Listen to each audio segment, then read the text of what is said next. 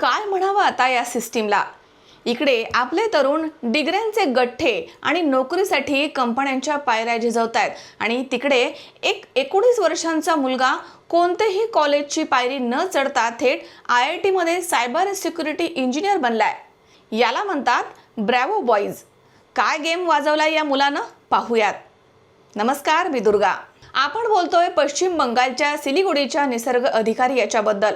यानं नुकतीच 12वी ही कशीबशी पास केली आणि आता आपल्याकडे 12वी पास झाल्यावरती मुलं काय करतात, कुठल्या कॉलेजला ॲडमिशन घ्यायचं, कट ऑफ किती लागलाय यातच डोकं खाजवत बसतात। पण निसर्गनं आपलं डोकं चालवलंय CBSEच्या ऑन स्क्रीनिंग मार्किंग या सिस्टीमवर। आता ही सिस्टीम म्हणजे डिजिटल इंडियाचा मोठा आव आणून बनवलेली यंत्रणा आहे। पण निसर्गनं यामध्ये अशी काही गळती शोधून काढली की ज्यामुळे सगळं पितळच उघड पडलं। या सिस्टीम मध्ये इतकी भयंकर सुरक्षा त्रुटी होती की कोणताही पासवर्ड किंवा OTP नसताना ऐऱ्या गैऱ्या नथू गैऱ्यानं उठून कोणाचेही मार्क्स आणि उत्तरपत्रिका खुशाल बदलून टाकाव्यात। म्हणजे इकडे विद्यार्थी रात्रंदिवस अभ्यास करून मरतायत आणि तिकडे सिस्टीम मध्ये ही विंडो उघडीच पडली आहे। आता बघा आपल्या देशामधील यंत्रणा ही किती फास्ट आहे। निसर्गनं प्रामाणिकपणे फेब्रुवारी 2026 मध्ये देशाच्या सर्वोच्च सायबर सुरक्षा यंत्रणेला मेल केला।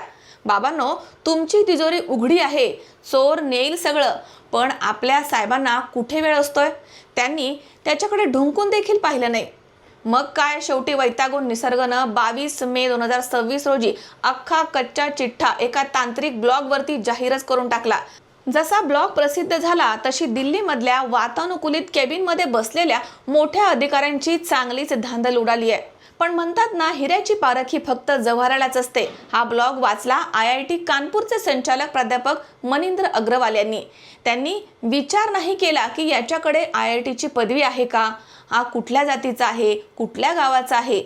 त्यांनी निसर्गाला थेट उचललं आणि आपल्या C3I हब या सायबर सुरक्षा संस्थेमध्ये थ्रेट इंटेलिजन्स इंजिनियर म्हणून नोकरीवरती ठेवलं।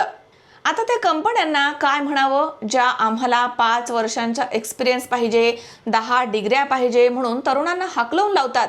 इथे IITनं एका 19 वर्षाच्या मुलाच्या टॅलेंटवरती विश्वास ठेवून लाखो रुपयांचं पॅकेज त्याला देऊन टाकलंय। या संपूर्ण प्रकरणावरनं एक गोष्ट अगदी लख्खपणे स्वच्छ झाली आहे।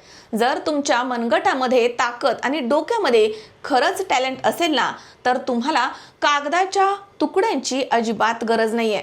आणि ज्यांना वाटतं की फक्त पोपटपंची करून परीक्षेमध्ये रट्टे मारूनच जगामध्ये मोठं होता येतं, त्यांना निसर्गाला मिळालेल्या या गोल्डन अपॉर्च्युनिटी बद्दल काय वाटतं कमेंट्स करून नक्की सांगा।